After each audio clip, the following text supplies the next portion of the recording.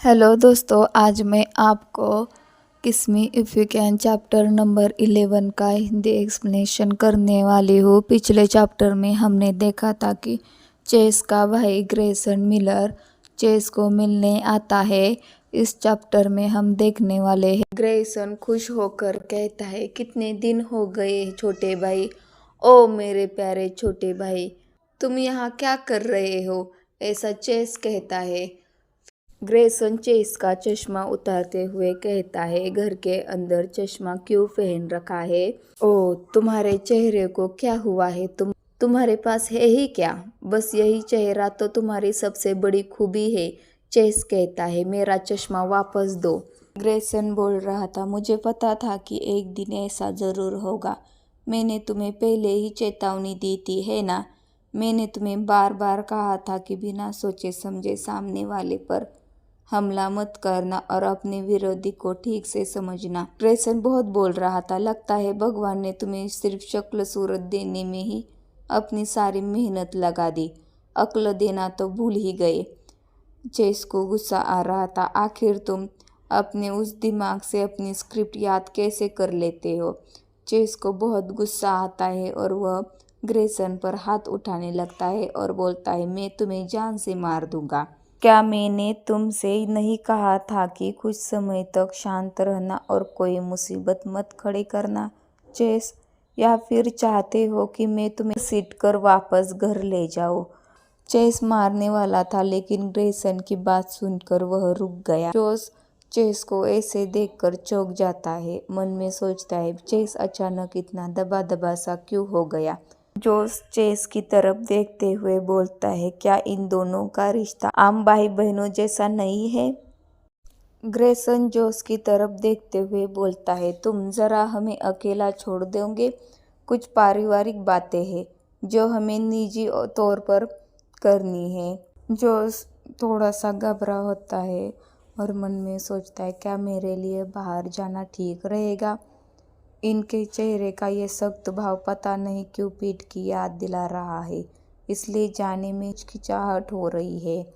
लेकिन चेस भी कुछ कह नहीं रहा। अगर मैं ज़बरदस्ती यही रुका रहा तो अजीब लगेगा। फिर जोस कहते हैं, अगर मेरी ज़रूरत पड़े तो मुझे ज़रूर बुलाइएगा, मैं बाहर गलियारे में खड़ा रहूँगा। जोस चेस की तरफ देखता है और मन में बोलता है, सब ठीक रहेगा, है ना। ग्रेसन और चेस बैठ जाते हैं।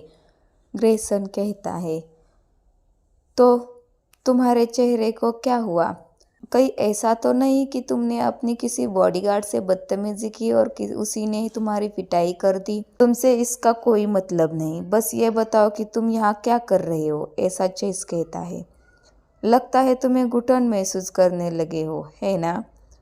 आज रात एक पार्टी है, मेरे साथ चलो, ग्रेसन कहता है। चेस कहता है, नहीं। ग्रेसन बोलता है, नहीं, क्या मैंने तुम्हें बताया था कि पिछले महीने एलेक्स जूनियर के यहाँ एक पिल्ला हुआ है।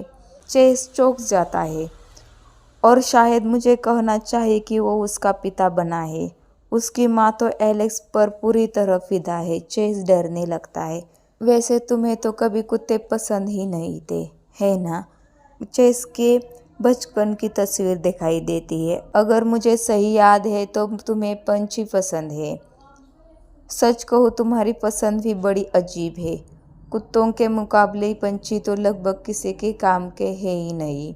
ग्रेसन कहता है, खैर वो छोड़ो, जिस इंसान के साथ तुम सोए थे, क्या उसे ढूंढ लिया। मुझे तो नहीं लगता। अगर दोबारा वैसा नहीं होने देना चाहते हो तो तुम्हें अपने प्रोमांस रिलीज करने होंगे। तो अब पार्टी में चलने का इरादा बदला या नहीं। चेस चुप हो जाता है और कुछ नहीं बोलता। ग्रेसन बाहर आता है और जोस को देखता है, ओह, तो तुम सच में बाहर पहरा दे रहे थे।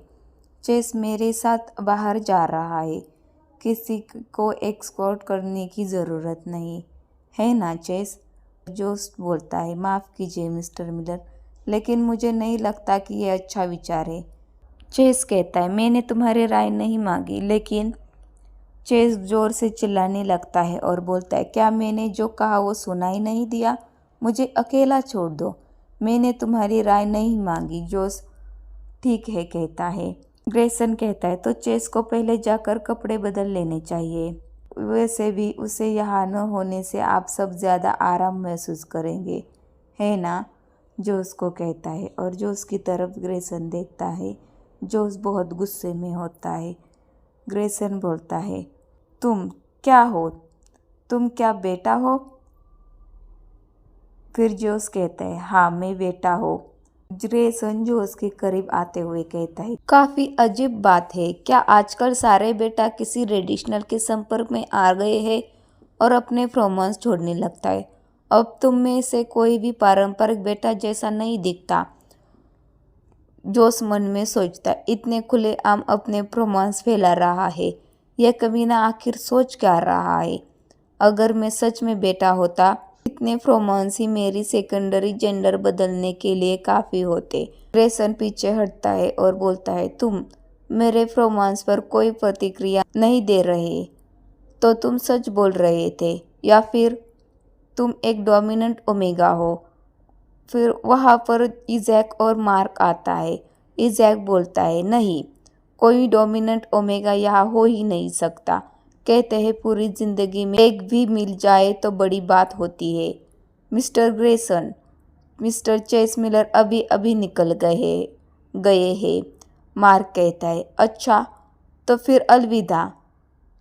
ग्रेसन बहुत खुश होकर वहाँ से चला जाता है। इजैक जोस को कहता है, क्या तुम ठीक हो जोस?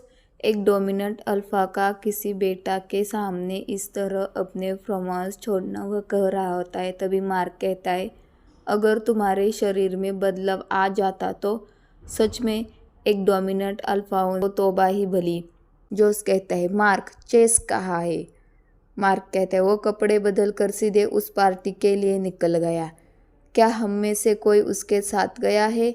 नहीं, चेस और उसके भाई दोनों ने साफ मना कर दिया कि कोई उनका पीछा न करे।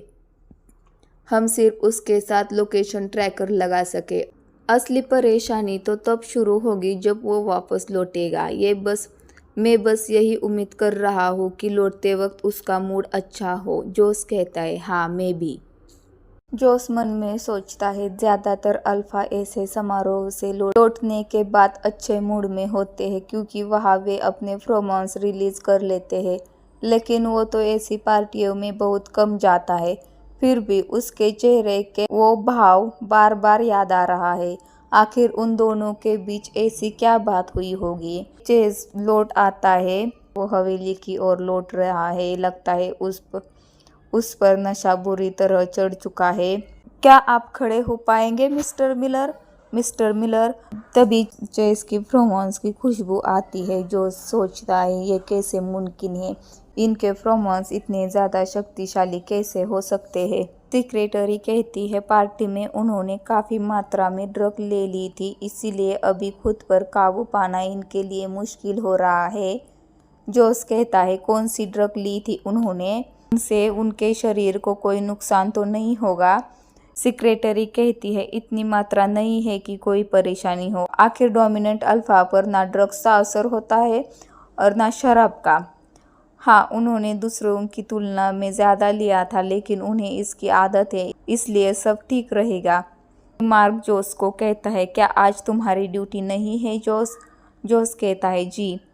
अगर उनकी हालत में कोई गड़बड़ दिखी तो मैं तुरंत मदद बुला लूँगा। ठीक है, मार्क कहता है, फिर मैं उन्हें तुम्हारे भरोसे छोड़ता हूँ। जोस चेस को उसके कमरे में लाता है और बोलता है, आखिर ऐसी क्या बात हुई कि उन्हें इतनी ज़्यादा ड्रग्स लेनी पड़ी? जोस उसकी तरफ देखता है, उसकी चेस्ट खुली होती है और उसका चेहरा रेड हो जाता है और जोस खुद को चाटा लगाकर बोलता है, संभालो खुद को जोसिया बेली, ये इनके शरीर पर मोहित होने का समय नहीं है। तभी चेस को दर्द होने लगता है। जोस चौंक जाता है। जोस बोलता है, मिस्टर मिलर, क्या ये कोई सपना देख रहा है? जोस मन में सोचता है। चेस को बहुत दर्द होने लगता है। वो चेस अपनी चेस्ट को पकड़ लेता है और बोलता है, नहीं प्लीज़ मुझे माफ़ कर दीजिए, सब मेरी गलती थी, बचाइए प्लीज़, मेरे साथ ऐसा मत कीजिए। जोस बहुत घबरा जाता है। जोस चेस को उठाने की कोशिश करता है पर चेस उठ नहीं रहा होता है। चेस बोल रहा था, रुक जाइए नेथलीन, स्टेसी नहीं। मिस्टर मिलर, जोस बहुत जोर से वो बोल रहा होता है, उठ जाओ मिस्टर मिलर, उठ जाओ। फिर भी चेस सुन नहीं पाता। चेस बार बार बोल रहा था, रुक जाइए नेथलीन, स्टेटी नहीं प्लीज़, उस कुत्ते को यहाँ से हटाए। तभी जोस जोर से बोलता है, चेस उठ जाओ, ये सिर्फ एक सपना है, क्या तुम ठीक हो, ऐसा कहता है। तभी उसकी नज़र चेस के आँखों पर चली जाती है। चेस की आंखें गोल्डन कलर की हो गई थी। चेस को कुछ समझ आ नहीं रहा था। तभी चेस जोस की गर्दन पकड़ता है, जोस के ऊपर चढ़ जाता है और जोस बोलता है, तुम क्या कर रहे हो। तभी चेस जोस को किस करने लगता है। यहाँ पर यह चैप्टर खत्म होता है। तो फिर मिलेंगे अगले चैप्टर में। Bye bye, thank you.